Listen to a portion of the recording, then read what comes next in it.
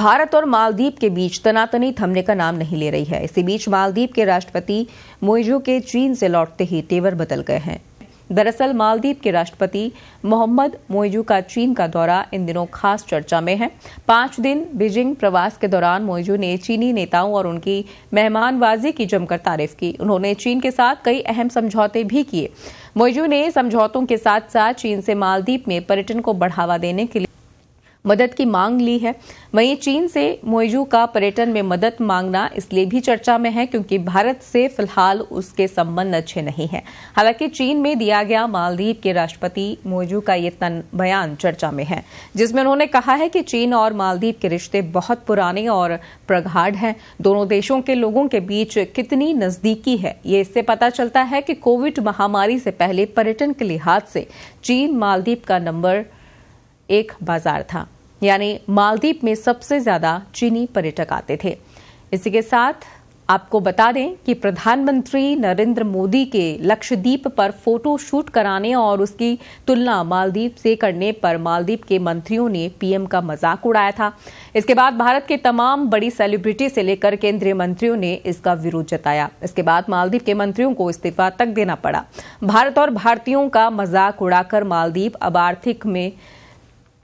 आर्थिक में फंस गया है। उसे रोज करीब 9 करोड़ रुपए का घाटा सहना पड़ रहा है। मालदीव ने भी खुद कहा है कि बायकॉट की वजह से उसके देश के 44,000 परिवारों पर संकट आ गया है। भारतीयों की नाराजगी के कारण उसकी टूरिज्म इंडस्ट्री बुरी तरह प्रभावित हुई है। ऑनलाइन ट्रैवल पोर्टल पर भी लोगों ने मालदीव पर घूमने के ऑप्शन तलाशने बंद कर दिए हैं। इसके बजाय लक्षद्वीप की सर्च 34 गुना से भी ज्यादा बढ़ गई है। इधर मालदीव पर बॉयकॉट का असर दिखने लगा है। मालदीव को भारत के बॉयकॉट से हर दिन करोड़ों रुपए का नुकसान हो रहा है।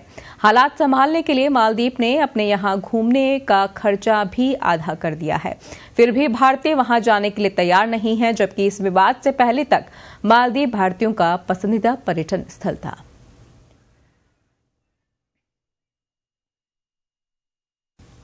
मदद की मांग ली है। वहीं चीन से मोइजू का पर्यटन में मदद मांगना इसलिए भी चर्चा में है क्योंकि भारत से फिलहाल उसके संबंध अच्छे नहीं हैं। हालांकि चीन में दिया गया मालदीव के राष्ट्रपति मोइजू का ये बयान चर्चा में है, जिसमें उन्होंने कहा है कि चीन और मालदीव के रिश्ते बहुत पुराने और प्रगाढ़ हैं। दोनों देशों के लोगों के बीच कितनी नजदीकी है, ये इससे पता चलता है कि कोविड महामारी से पहले पर्यटन के लिहाज से चीन मालदीव का नंबर 1 बाजार था, यानी मालदीव में सबसे ज्यादा चीनी पर्यटक आते थे। इसी के साथ आपको बता दें कि प्रधानमंत्री नरेंद्र मोदी के लक्षद्वीप पर फोटो शूट कराने और उसकी तुलना मालदीव से करने पर मालदीव के मंत्रियों ने पीएम का मजाक उड़ाया था।